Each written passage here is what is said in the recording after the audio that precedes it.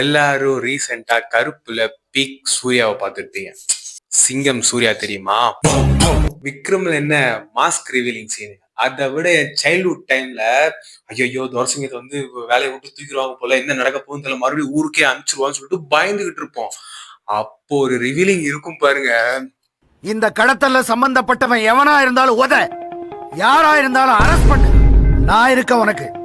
கடத்தல் வழக்கு சிறப்பு பிரிவு அதிகாரியா உன்னை நியமிக்கிறேன். அசிஸ்டன்ட் கமிஷனரா உன்னை ப்ரொமோட் பண்றேன். Peak peak. இதுல வேற இந்த 3 டிராகன் டெம்ப்ளேட்லாம் வந்து இப்போ வந்து எல்லாம் ட்ரெண்ட் பண்ணிட்டு இருக்காங்க. அப்பவே ஒரு பக்கம் சூர்யா ஆக்டிங்ல தெரிச்சுக்கிட்டு இருப்பாரு, இன்னொரு பக்கம் ஹரிமாம்ஸ் வந்து மூட் ஸ்விங்ஸ்ல படம் எடுத்துட்டு இருப்பாரு. இவங்க 2 பேருக்கு டஃப் கொடுக்குற மாதிரி டிஎஸ்பி மியூசிக்ல சதற விட்டுருப்பா. மியூசிக் பாட்டுன்னு இல்ல, பேக்ரவுண்ட் எல்லாத்துலயுமே சதற விட்டுருப்பாரு. சிங்கம் 1ல வந்து சிங்கம் 2ல மொத்தத்துல சிங்கம் இஸ் பீக். சொன்ன உடனே தெரியுது ராமன் தம்பி லட்சுமணா, தர்மன் தம்பி அர்ஜுனனா, உன் அண்ணன் ஒரு ஊர் பொறுக்கி, நீ ஒரு தெரு பொறுக்கி.